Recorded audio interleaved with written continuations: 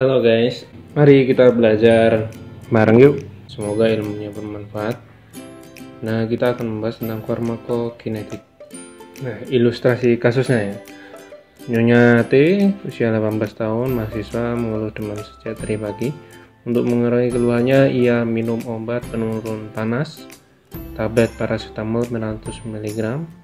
45 menit setelah obat diminum, badannya mulai berkeringat dan suhu badannya turun.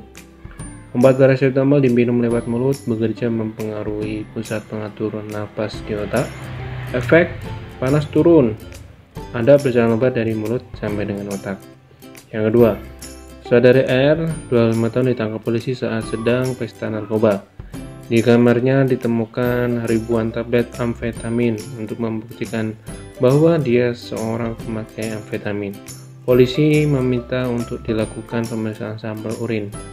Obat diminum lewat mulut dalam bentuk tablet. Obat dikeluar sama urin. Scientific basis of prescribing. Yang di sini perjalanan obat, yang dimana obat didesain sesuai dosis agar bisa digunakan oleh pasien. Obat masuk dalam body. Nah, ini ada level-levelnya juga. Terus di sini nanti efek tersebut memberikan manfaat yang terapeutik atau bahkan yang negatif.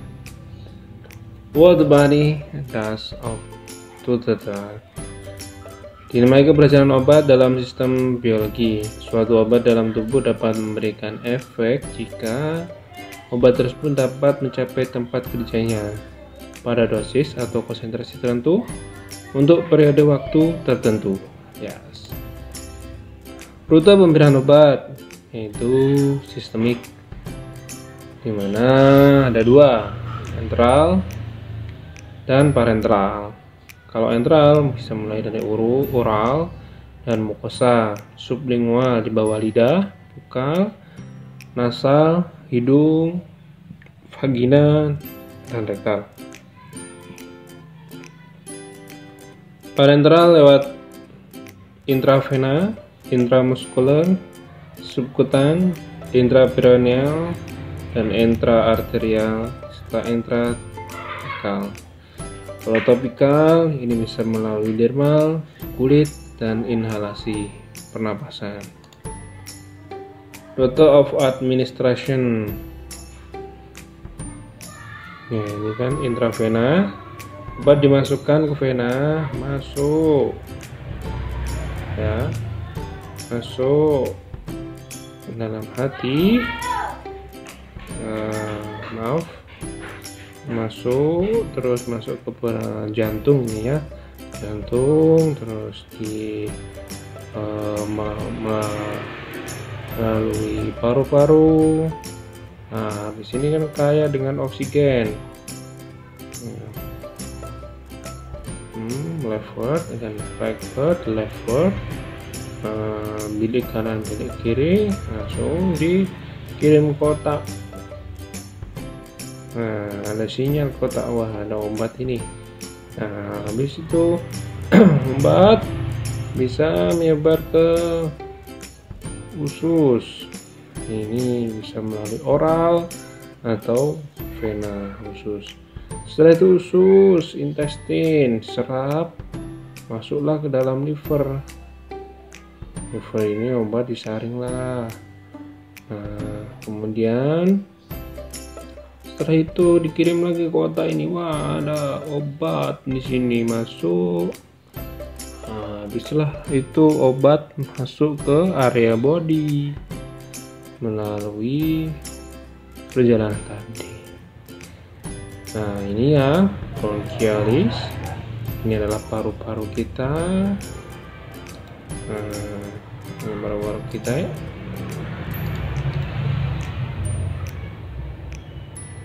Terus ini masing-masing injeksi. Ada subcutaneous, intramuskular, intravenous.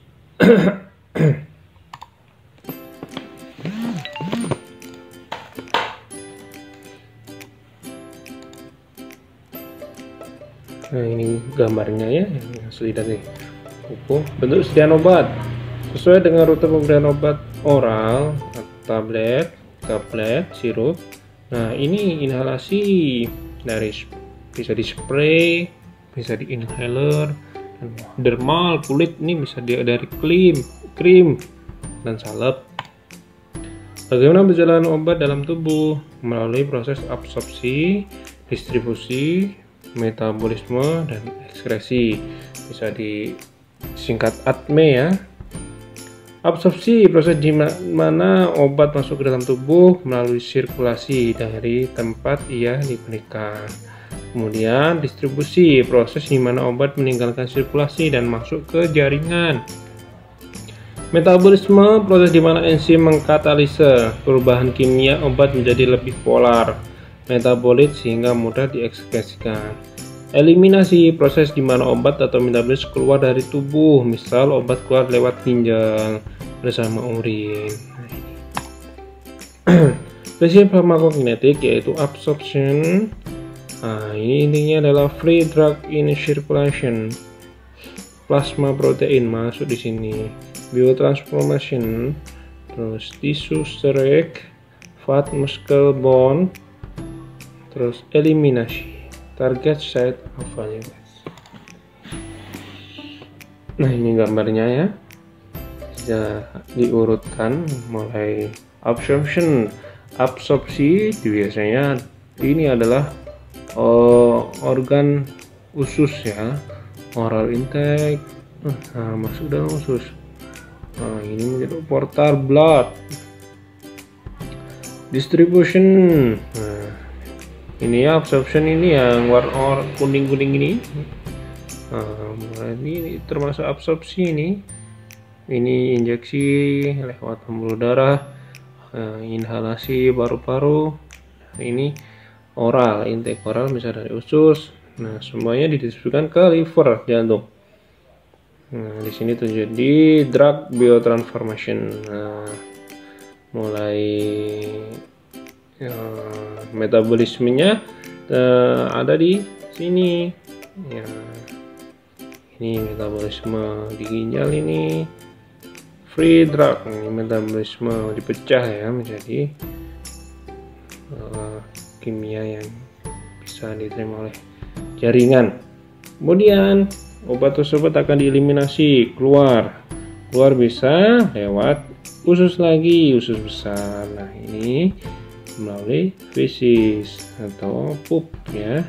Dan kalau paru-paru, eliminasinya lewat udara, menguap. Nah, kalau lewat pipis, nah ini lewat ginjal. Ini adalah organ yang berperan dalam mengeluarkan atau eliminasi obat. Absorpsi, yang ini proses di mana obat masuk ke sirkulasi dari tempat ia diberikan, dari oral, dermal, paru, dan lainnya. Obat harus melalui beberapa membran semi permeable sebelum mencapai sirkulasi, kecuali IV. Mekanisme transport obat melalui membran. Faktor-faktor yang mempengaruhi absorpsi obat yaitu faktor kimia. Syarat obat bisa diabsorpsi, mekanisme transport membran, faktor fisiologis. Mekanisme transport membran yaitu adalah simple, passive, most drug, facilitate, diffusion, active, transport, filtration, endo, or exocytosis. Nah, seperti inilah. Ini rumit ya, cukup rumit. Mekanisme transport membran, facilitate, diffuse, carrier media tidak perlu ATP, misal glukos. Nah,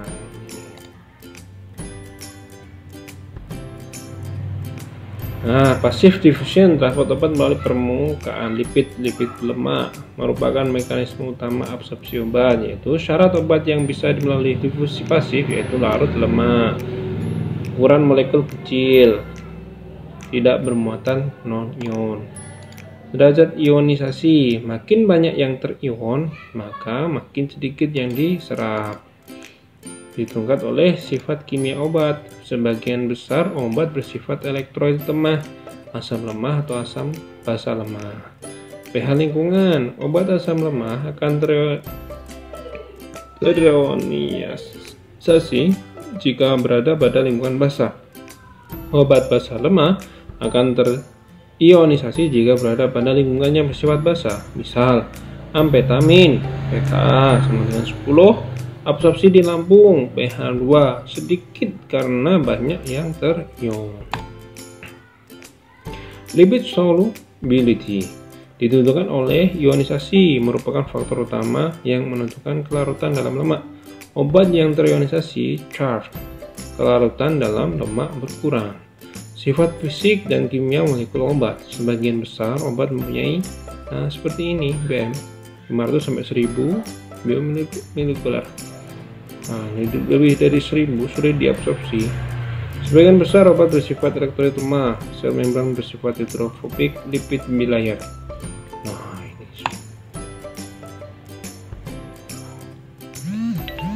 pH di mana 5% molekul obat dalam larutan terionisasi.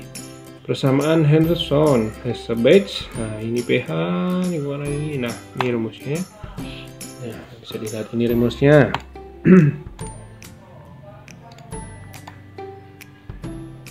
Acidic drug seperti ini ya.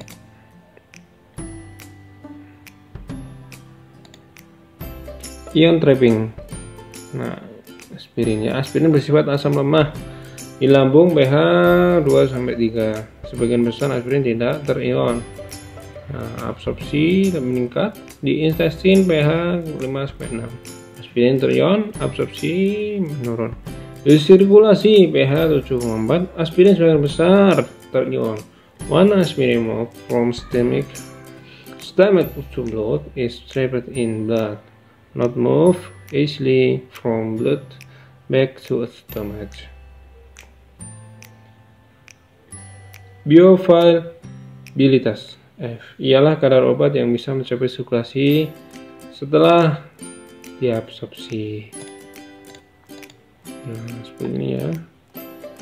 Faktor fisiologi yang mempengaruhi absorpsi obat. Luas permukaan absorpsi, makin luas laju dan jumlah yang terabsorpsi, absorpsi lambung dan usus. Gastric empty, minum obat dengan segelas air dengan dingin. Fasa, berbaring miring ke kanan. Hipertiroidisme, kenapa ya? Nah, menurut pada minum obat bersama dengan makanan berlemak, minuman yang bersifat asam. Minum obat bersama obat yang bersifat antikoagulan, berbaring miring ke kiri.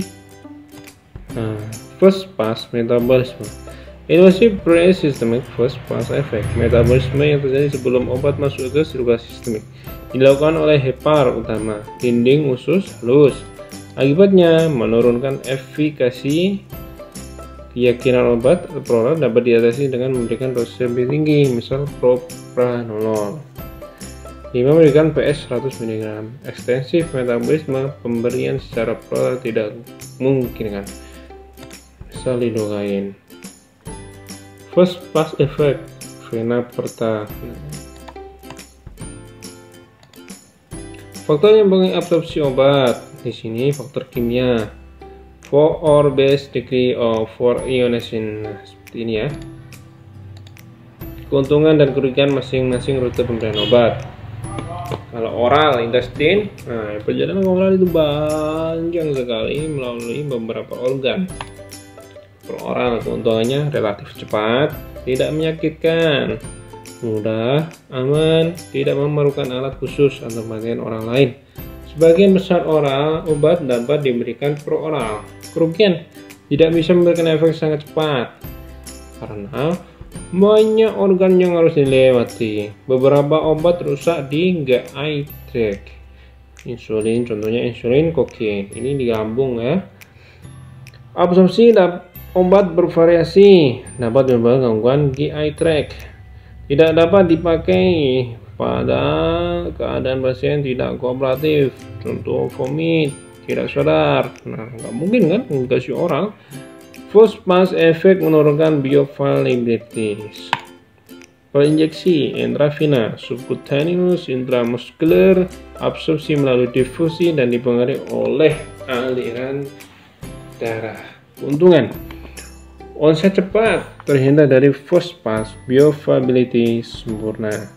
Tidak melalui proses pencernaan, SKI kecil, dosis lebih akurat, dapat diberikan pada pasien gawat dan koma. Kerugian menyakitkan, respon obat berupa dan efek toksik sangat cepat muncul.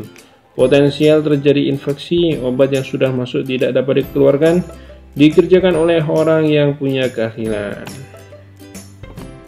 Perinjeksi, nah ini intramuskuler, intravenous, subcutaneous, dan intradermal. Ini lapisannya. Perinhalasi keuntungan sangat cepat, tidak menyakitkan, mudah, 5-8 detik menuju otak. Intense efek, asap, metamfetamine, uap anestetik. Nah ini biasanya buat pembiusan ya, pembiusan general anestesi. Berhubungan, beberapa potensi menimbulkan bahaya jangka pendek seperti pneumonia panjang, CA. Kemungkinan terjadi abuse tinggi, hanya viable untuk obat dalam bentuk uap atau ikel yang sangat kecil. Partikel itu. Per membran mukosa sublingual, bukal, nasal, vagina atau rectal, male difusi pasif, absorpsi cepat, mudah, kemungkinan infeksi atau kerusakan jaringan kecil kecuali jika disertai dengan vasokonstriktor. Test bed atau iritasi membran, tidak semua obat siap diabsorpsi, mudah disalahgunakan. Hati-hati ya ini ya. Transdermal, mudah, tidak meyakinkan keuntungannya, lambat diserap, sustained release, tidak melalui GI tract dan first pass. Kerugiannya ini berpotensi menimbulkan keracunan pada anak-anak jika dimakan. Sangat sedikit obat yang bisa diserap karena pembebasan kulit rendah, dapat menyebabkan iritasi lokal. Distribusi merupakan proses di mana molekul obat yang diabsorpsi mulai meninggalkan tempat yang diabsorpsi, masuk ke sirkulasi sistemik bersama aliran darah menuju ke seluruh tubuh, melewati berbagai barrier untuk mencapai tempat kerjanya pada jaringan atau organ target. Ikatan dengan protein. Dalam plasma, molekul obat berada dalam bentuk bebas dan tidak bebas, terikat dengan protein plasma. Protein plasma yaitu albumin mengikat obat asam, albumin mengikat obat asam. Acetylglycoprotein mengikat obat basa. Ini ya, protein plasma ya. Jumlah atau fraksi obat yang terikat ditentukan oleh konsentrasi protein, afinitas ikatan, jumlah binding site. Obat yang terikat plot, ukuran molekul menjadi lebih besar atau sulit difusi pasif. Hanya fraksi obat bebas yang dapat melewati membran jaringan, berikatan dengan reseptor seluler dan kemudian didistribusikan ke jaringan tubuh lain, metabolisme dan ekskresi. Ikatan protein pada obat tidak spesifik. Obat yang beredar berikan pada jenis protein yang sama, ada kompetisi tentang afinitas obat terhadap protein. Nah, obat yang berikatan dengan albumin, barbiturat, probenecid, benzodiazepinid, streptomycin, bilirubin, sulfonamidase. Nah ini ya, sampai penimbul panas. Obat yang berkaitan dengan glycopod yaitu alpranolol, lidocaine, bupivacaine, metadon, nah sampai imipramine. Fase-fase dalam distribusi adalah fase 1. Beberapa menit setelah absorpsi, sebagian besar obat akan terdistribusi ke jantung, hepa, ginjal, dan otak. Fase 2, obat terdistribusi lebih lambat ke muscle, sebagian besar viscer atau kulit dan lemak. Fase 3, obat didistribusikan ke tempat reservoir, yaitu protein, plasma, protein jaringan, lemak, dan tulang. Kecepatan molekul obat masuk ke jaringan tubuh tertentu tergantung pada kecepatan aliran darah yang melalui jaringan tersebut. Mudah tidaknya molekul melewati kapiler membran. Nah, ini ya konsentrasi, volume distribusi ya. Baik, cukup sekian video singkat dari saya. tentang farmakokinetik. Nanti kita lanjutkannya untuk pembahasan yang selanjutnya. Terima kasih.